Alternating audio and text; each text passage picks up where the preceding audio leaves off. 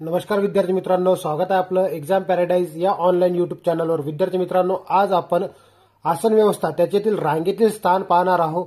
Part क्रमांक दुसरा असेल। आपण याच्यापूर्वी एक पार्ट अपलोड केलेला आहे, त्याच्यामध्ये 5 टाईप पाहिले होते। आजचा आपला 6वा टाईप आहे। क्वेश्चन क्रमांक पहिला, एका मैदानावर मुलांच्या जेवढ्या रांगा आहेत त्याचे अर्धे मुलं प्रत्येक रांगेत आहेत। जर रणवीर मधल्या रांगेत मध्यभागी उभा असेल व त्याच्या समोर 7 मुले असतील तर त्या मैदानावर एकूण मुले किती, अशा पद्धतीचा प्रश्न आहे।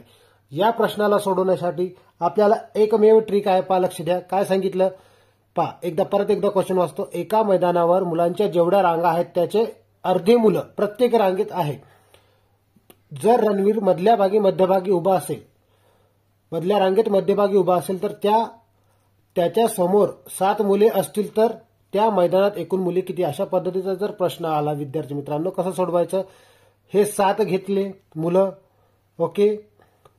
आता परत 7 मिळवायची आणि 1 काय केलं पहा, लक्ष द्या। 7 परत 7 घेतले आणि 1, म्हणजेच याचा अर्थ काय होते? 7 मुलं त्याच्या समोर आहे, 7 मुलं त्याच्या मागे आहे आणि हा 1, असे झाले टोटल किती? 15 व्यक्ती, ओके। किती झाले? 15। समजलं कसं कसं घेतलं? 7 मुलं समोर, 7 मुलं मागं आणि तो 1, हे झाले 15। याला गुणीला याचे दुपटीनं गुणून टाकायचं। याची दुप्पट किती? 15 ची दुप्पट 30। मग लक्ष द्या, याला गुणाकार करत असताना कसं? 0 शी 0, 15 त्रिक 45, म्हणजे 450 आपल्या प्रश्नाचं उत्तर असेल। ऑप्शन क्रमांक ए हे आपल्या प्रश्नाचं उत्तर आहे। कशा पद्धतीने सोडवलं कळालं असेल। आता विद्यार्थी मित्रांनो, प्रश्न क्रमांक 2 आपण पाहणार आहोत। एका मैदानावर मुलांच्या जेवढ्या रांगा आहेत त्याचे अर्धे मुलं प्रत्येक रांगेत आहे।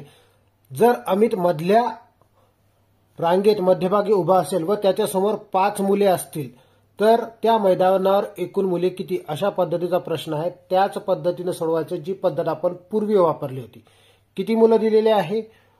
5 मुलं, ओके। म्हणजे 5 हे घेतले, 5 दुसरे, ओके। म्हणजे त्याच्या समोरचे 5, त्याच्या मागचे 5 आणि तो 1, असे झाले टोटल 5 आणि 5 10 आणि 1 11। आता 11 आलेला आहे तर याच्या दुप्पट संख्येने याला गुणायचं, 22 ने। मग लक्ष द्या कशा पद्धतीने गुणणार। 22 1 22, डायरेक्ट 22चा पाडा येतो म्हणून मी म्हणू शकतो 22 1 22 शी 2, हातचे आले 2, 22 1 22, 22 आणि 2 24, 242 हे आपल्या प्रश्नाचं उत्तर असेल। ऑप्शन क्रमांक सी हे आपल्या प्रश्नाचं उत्तर असेल विद्यार्थी मित्रांनो। आता टाईप क्रमांक 7 पाहणार आहोत आपण। तिसरा प्रश्न पहा, एका रांगेत मंगल समोरून 12वा असून मागून 20वा आहे।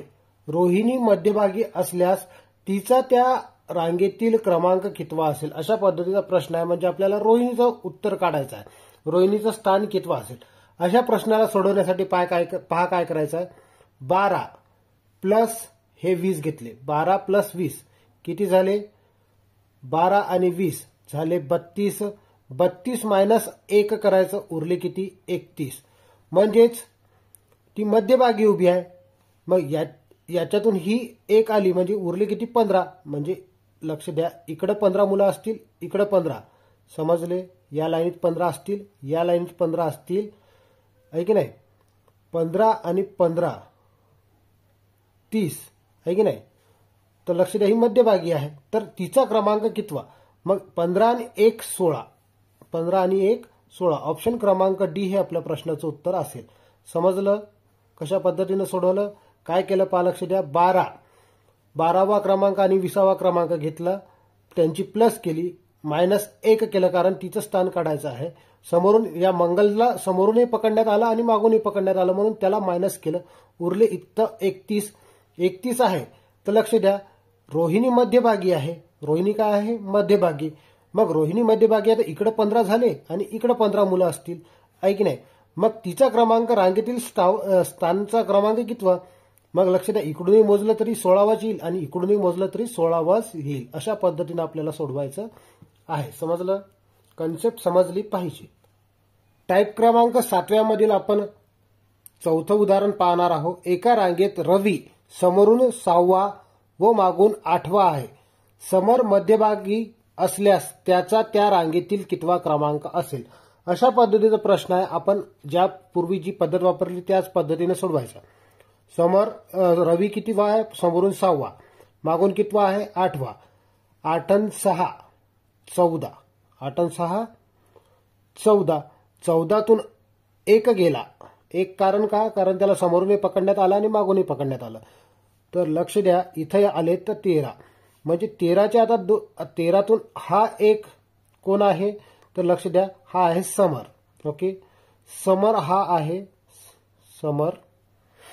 ओके, मग आता 13 मधून 1 गेलात, किती उरले, 12. इकडे 6 असतील त्याच्या आणि इकडे 6 असतील. तर रांगेतील कितवा क्रमांक असेल. 6 आणि 1 7. ऑप्शन क्रमांक ए आपल्या प्रश्नाचं उत्तर असेल. ओके, रांगेतील कितवा क्रमांक, इकडे 6 आणि समोर 1 7. अशा पद्धतीनं या प्रश्नाचं उत्तर काढता येते विद्यार्थी मित्रांनो. जर व्हिडिओ आवडला असेल तर व्हिडिओला लाईक करत चला विद्यार्थी मित्रांनो, आणि चॅनलवर नवीन आले असेल तर चॅनलला सबस्क्राईब करायला विसरू नका. अशाच पद्धतीची उदाहरणं आपण शॉर्टकट ट्रिक्सनुसार या लेक्चर सिरीजमध्ये पाहणार आहोत. टाईप क्रमांक 8वा आपण पाहणार आहोत. 5वा उदाहरण पहा, लक्ष द्या. धावण्याच्या शर्यतीत राजीवच्या पुढे 6 स्पर्धक आहेत. आशिष हा राजीवच्या मागे 4था आहे आणि आशिष शेवटून 8व्या क्रमांकावर आहे. तर त्या शर्यतीत एकूण स्पर्धक किती. आता अशा पद्धतीच्या प्रश्नाला सोडवण्यासाठी काहीच करायचं नाही. सरळ सरळ जेवढे आकडे दिसले तेवढ्यांची बेरीज करून टाका. 6 + 4 + 8, 6 4 10 8 18. 18 हे आपल्या प्रश्नाचं उत्तर असेल. काय केलं लक्ष द्या. प्रश्न कशा पद्धतीने विचारला एकदा चेक करून घ्या. धावण्याच्या शर्यतीत राजीवच्या पुढे 6 स्पर्धक आहे. ओके, आशिष हा राजीवच्या मागे 4था आहे आणि आशिष शेवटून 8व्या क्रमांकावर आहे. तर त्या शर्यतीत एकूण किती स्पर्धक होते, अशा पद्धतीचा प्रश्न आहे. तर काहीच करायचं काम नाही. जेवढे स्पर्धक आहेत त्यांची बेरीज करून टाका. ओके, प्रश्न क्रमांक 6 पाहणार आहोत आपण आता. धावण्याच्या शर्यतीत आकाशच्या पुढे 6 स्पर्धक आहे. दीपक हा आकाशच्या मागे 4था आहे आणि दीपक शेवटून 7व्या क्रमांकावर आहे. तर त्या शर्यतीत एकूण स्पर्धक किती, अशा पद्धतीचा प्रश्न आहे. एकूण स्पर्धक काढायचे आहे. तर काय करायचं, कशा पद्धतीने उत्तर काढायचं पहा, लक्ष द्या. काय म्हटलेले आहे पहा. 6व्या स्थानी प्लस 4थ्या स्थानी आणि हे 7, अशा पद्धतीचा प्रश्न आहे.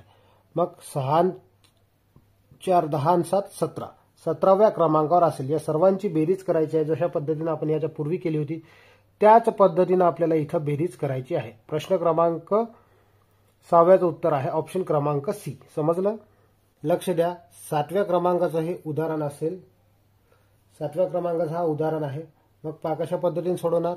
एका रांगेत पहिल्या मुलानंतर 2 मुली, दुसऱ्या मुलानंतर 3 मुली व तिसऱ्या मुलानंतर 4 मुली, अशा प्रकारे 11 मुले उभे आहेत. अशा प्रकारे किती मुले उभे आहेत, 11 मुलं उभे आहेत. ओके, तर त्या रांगेत एकूण मुली किती. आता एका मुलानंतर 2 मुली, दुसऱ्या मुलानंतर 3 मुली, तिसऱ्या मुलानंतर 4 मुली, अशा पद्धतीनं आहे. मग या प्रश्नाला कशा पद्धतीनं सोडवायचं पहा, चेक करा. काय म्हटलेलं आहे, 11 आहे. आता हे 11 मुले आहेत. तर याच्यामध्ये 1 प्लस करायची, हे झाले 12. ओके, आता काय करायचं, या 12 ला गुणाकारात याच्या समोरची संख्या 13 भागीला 2. ओके, आणि इथं वजाबाकी 1. काय करायचं, मग चेक करा. बे एक बे, बे सखम 12, 13 सखम 13 सखम होते 78 मायनस 1. 78 मायनस 1 ऑप्शन क्रमांक ए हे आपल्या प्रश्नाचं उत्तर असेल, म्हणजेच 77 आहे की नाही. अशा पद्धतीने आपण या प्रश्नाला सोडवू शकतो अतिशय शॉर्टकट पद्धतीमध्ये. काय केलं लक्ष द्या. जेवढे मुलं आहेत त्याच्यामध्ये 1 मीठ टाकला, 1 टाकला, तर लक्ष द्या इथे झाले 12. 12 गुणिला त्याच्या समोरची संख्या भागीला 2 वजा 1. वजा 1 नेहमी करायचं उत्तरातून. ओके, समजलं. हा 1 नाही घेतला तरी चालते, परंतु इथं उत्तरातून आपल्याला नेहमी -1 करावं लागेल. आता विद्यार्थी मित्रांनो, 8वं उदाहरण आपण पाहणार आहोत. एका रांगेत पहिल्या मुलानंतर 2 मुली, दुसऱ्या मुलानंतर 3 मुली, तिसऱ्या मुलानंतर 4 मुली, अशा प्रकारे रांगेत 14 मुले उभे आहेत. तर त्या रांगेत एकूण मुली किती, अशा पद्धतीचा प्रश्न आहे. काय करायचं आहे पहा, लक्ष द्या. 14 मध्ये +1 करा, हे झाले 15, बरोबर आहे. मग अरे 15ला गुणाकारात 16 घ्यायची, समोरची संख्या, छेदात 2 -1, इकडे भाग जातो, बेक बे, बेआठी, सॉरी बेक बे, बेआठी 16, बरोबर आहे, बेआठी 16. तर लक्ष द्या, 15 आठी 120 होते, 15 आठी 120 -1, 119 हे आपल्या प्रश्नाचं उत्तर असेल. ऑप्शन क्रमांक डी आपल्या प्रश्नाचं उत्तर असेल. विद्यार्थी मित्रांनो, या लेक्चरमधला आपलं शेवटचं टाईप आहे, टाईप क्रमांक 10. प्रश्न क्रमांक 9. रस्त्याच्या कडेला 14 खांबे आहेत. लगतच्या 2 खांबातील अंतर 4 मीटर असेल तर पहिल्या व 14व्या खांबातील अंतर किती? पहा, लक्ष द्या. असे 14 खांब आहेत. 1 2 3 4 5 6 7 8 9 10 11 12 13 14. तर त्यांनी काय म्हटलेलं आहे, इथून इथपर्यंतचे जे अंतर आहे ते अंतर किती, इथून इथपर्यंतचे. हे कन्सेप्ट समजून घ्या, कन्सेप्ट समजून सांगत आहे तुम्हाला. पहिले 2 लगतच्या खांबातील अंतर किती, तर या 2 आता पहिल्या आणि 14व्या खांबातील अंतर आपल्याला काढायचं आहे अशा पद्धतीनं. तर याला कशा पद्धतीने सोडवणार पहा. याच्यातील गॅप 1 ने कमी होत असतो, म्हणजे 14 - 1 गुणिला 4. मग 14तून 1 गेला, उरले 13, 13 गुणिला 4, 13 चोक 52 मीटर. सॉरी 52 मीटर आपल्या प्रश्नाचं उत्तर असेल. ऑप्शन क्रमांक सी हे आपल्या प्रश्नाचं उत्तर आहे. विद्यार्थी मित्रांनो, आजच्या लेक्चरमधलं शेवटचं उदाहरण. रस्त्याच्या कडेला 31 खांब आहे. लगतच्या 2 खांबातील अंतर 5 मीटर असेल तर पहिल्या व शेवटच्या खांबातील अंतर किती, अशा पद्धतीचा प्रश्न आहे. याच्यापूर्वी जी पद्धत वापरली त्याच पद्धतीनं सोडवायचं. 31 - 1 कंसात गुणाकारात जेवढे मीटर दिलेले आहेत तेवढे गुणिला 5. पहा, 31 खांबातील अंतर म्हणजे गॅप किती येते, 30 येते. 30 गुणिला 5, 5 त्रिक 15 आणि हा 0, 150 मीटर अंतर असेल. ऑप्शन क्रमांक ए हे आपल्या प्रश्नाचं उत्तर आहे. विद्यार्थी मित्रांनो, जर व्हिडिओ आवडला असेल तर व्हिडिओला लाईक करा. चॅनलवर नवीन आले असेल चॅनलला सबस्क्राईब करा आणि आपल्या मित्रांपर्यंत शेअर करत चला. ओके, भेटूया आपण समोरच्या व्हिडिओमध्ये आणखी अशा शॉर्ट ट्रिक्स घेऊन. धन्यवाद.